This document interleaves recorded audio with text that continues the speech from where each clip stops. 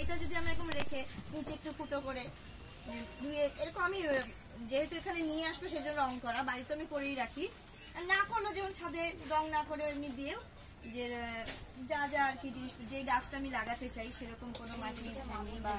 বালি যেভাবে হোক সেভাবে জিনিস দিয়ে আমরা গাছ লাগাতে পারি। সবসময় যে আমাদের টাকা দিয়ে টব কিনতেই হবে সেটাও তো পয়সা সাপেক্ষ, মানে কম পয়সায় পাওয়া যায় না এখন, দিন দিন টবের দামও বাড়ছে, সে মাটির টব হোক বা প্লাস্টিকেরই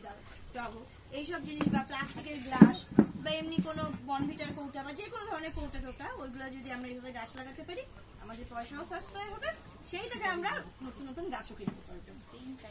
আচ্ছা, আমার যেটা আছে সেটা হচ্ছে যে দইয়ের হাঁড়ি, দেখবেন যে দইয়ের হাঁড়ি এমনি ফেলে রাখলে, ভালো করে ধুয়ে ফেলে রাখলেও কিন্তু কিছুদিন পরে ব্যাকটেরিয়া বা ছত্রাক জন্মে যায়, সেটা তো গাছের রুটের পক্ষে ক্ষতিকারক। তো সেইটা আপনি কিভাবে ইয়ে করবেন, প্রিভেন্ট করবেন, এই ব্যাপারটাকে কিভাবে ওভারকাম করবেন? এটা তো যেরকম আমরা যে বাসন মাজি যেরকম সার্ফ টাফ দিয়ে করে তারপর এটা আমি হচ্ছে একটু স্যানিটাইজ করে নিয়েছিলাম, স্যানিটাইজ করে সেটা আবার রোদে শুকিয়ে নিই, তারপর আমি সয়েলটা। হ্যাঁ, তাহলে কারণ আমিও দেখেছি, মানে আমার ভাইজিও ও দেখেছি এইভাবে ইয়ে করে, মানে দইয়ের হাঁড়িতে গাছ লাগায়, আমার অনেক করা হয় না। কারণ আমি ওকে একদিন পরে বললাম যে এইটা এইভাবে করিস না, ব্যাপারটাকে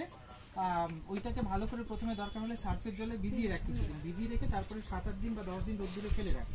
কারণ অনেকে রোদে ব্যাকটেরিয়াটা মরে যায়। কিন্তু ওই যে মাটির হাঁড়ির মধ্যে কি অনেক পারফোরেশন থাকে, ফুটো থাকে,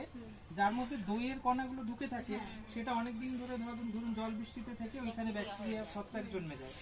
তো উনি যেটা বলেছেন খুব ভালো, যে রঙের একটা, এটা রংটা তো রংটা করলে যে শুকিয়ে নিয়ে ওঠে, যে রংটা করলে কিন্তু আর যে ব্যাকটেরিয়া বা ছাতা পড়া যেটা থাকে সেটা কিন্তু একটু ইয়ে করে না। আরেকটা জিনিস ভালো হয় সেটা হচ্ছে দইটা যখন খাওয়া হয়ে যায় হাঁড়িটা কদিন